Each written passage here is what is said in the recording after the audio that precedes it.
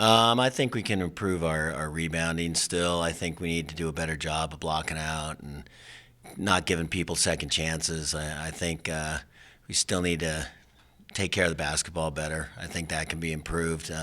Cut down on the turnovers. Those two things to me stand out right now as things we need to really work on. Offensively, we kind of talked a little bit about it Saturday, but had a chance to reflect on that weekend. Offensively, what's been the biggest key to why you guys are playing so well? I think just shot selection, sharing the basketball, both things, and they kind of go hand in hand. Really, the unselfishness of the team as a whole has really been a big key for us, I think, and it's leading to really good shots. And when you're taking great shots, hopefully you're hitting a good percentage of those. How have you found that balance? Because like everyone has kind of like that green light to let it fly, but it seems like everyone still takes good shots. So they usually aren't. Usually not going together. Usually somebody takes. Yeah. No, I know what you're saying. It's just the group, man. It's the group mentality. It's something that we've stressed from day one with these guys, and I think inherently the players here have always been unselfish, and the fact that they can trust each other now and know that they don't have to do it by themselves, like the upperclassmen, they don't feel like they have to just do it. The freshmen are going to pass the basketball, but they're also going to take their shots when they have it because they know they're free to take those shots that they've always hit. In high school and club ball coming in, and that's something I've stressed with the freshmen, and I've also stressed with the upperclassmen that they got to trust the younger players as well, and I think they've done a fantastic job of that. Can I talk about how important Christina's been, just her role of doing everything, defending, rebounding, scoring, and doing it as a senior leader as well? Yeah, it's great to see. I always get on her like, finally, Christina, here you are. I thought when she came into the program 4 years ago, she was one of the most talented players we've ever recruited here. Without a doubt, because she was so versatile in high school and club basketball, being able to be a long guard who could shoot the three, rebound like she does, play defense, and all the things that I saw in her 4 years ago are certainly all coming to the forefront this year as a senior. She's put it all together and done a great job. Conditioning was always a factor with her. I think the first couple of years she was here, and she wanted to save herself for the offensive end, and this year in particular, she's really decided she's going to go out and play 40 minutes of basketball at both ends. And it's been a mental process for her, certainly not a physical process because she's always had those tools. Now, she just decided, I think, hey, I want to be the best basketball player all around that I can be, and you're seeing the results. As a player who was on those WAC championship teams, but also a member of the team last year that fell short of the expectations, what do you think the impact of last season was on not only her, but all of your returners there who are on those WAC teams as well? I think you're seeing it this year that they saw that life was pretty easy for those freshmen when they got here for 2 years, starting, going to the winning WAC championships, going to the NCAA tournament.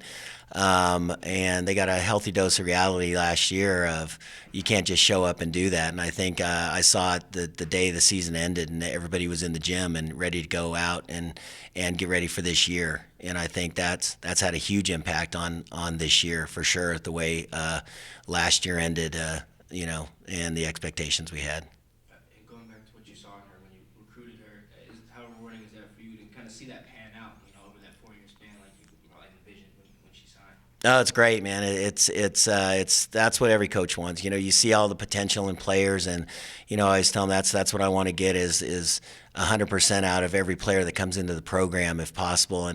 And right now, it's just really rewarding for me to see her get her all around game going like I knew she had in her 4 years ago. What's kind of the key from your end to seeing her be so consistent? She may not lead you guys in scoring or rebounding every night, but there's always that impact every night on the road or at home against a Multnomah or a Duke.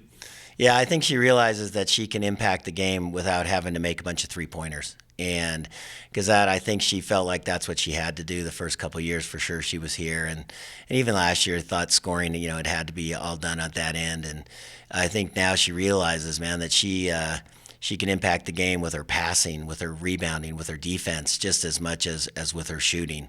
And again, that's the mental side of it that she just had to realize. I mean, we've had a lot of talks, Christina and I, in the last 4 years about this, and it's just again so rewarding to see it all come to fruition right now with the way she's played this year. And as you guys just head on as a team to another road trip, Christina's mentioned, everyone's mentioned it's tough to win on the road. Yet you guys have made it with fairly easily so far. I don't know if it's been easy, man, but we've got the results we wanted. This is possibly the toughest road trip in the league, I think. With the travel of having to get all the way up to uh, Grand Forks, I guess where it's at, and then Greeley, and trying to get in between those places, and the cold weather and everything. I heard it's going to be like -12 when we get up to Grand Forks as a low. I looked at the weather, and but hey, whatever, you play inside. But the travel's tough to get to those places, and the teams are very tough. They're both great environments. For their respective teams' home environments. The crowds are good. They'll be very vocal, and really, really hard places to play. So this trip, we're gonna have to come focused and ready to play. I know you guys open with Colorado first, but North Dakota, maybe one of the hotter teams in the conference. What's working most so far? What have you seen that's working well for them? Yeah, they've really got it together. I think they are probably the hottest team in the league. Sounds like them or Montana State maybe. Still playing great basketball up there. They're just playing great team basketball. It looks like they're rebounding the heck out of basketball, playing really good defense. Just like Northern Colorado, they've been through some hard road games, man. The triple overtime with Weber and all that stuff, and then turn around and win in Pocatello, which is always hard, as I well know. So two teams that are playing extremely well at this time of the year, which is of course what everybody's goal is. You guys got anything else? Anybody on the phones? Oh, thanks. The phones. All right, thanks guys.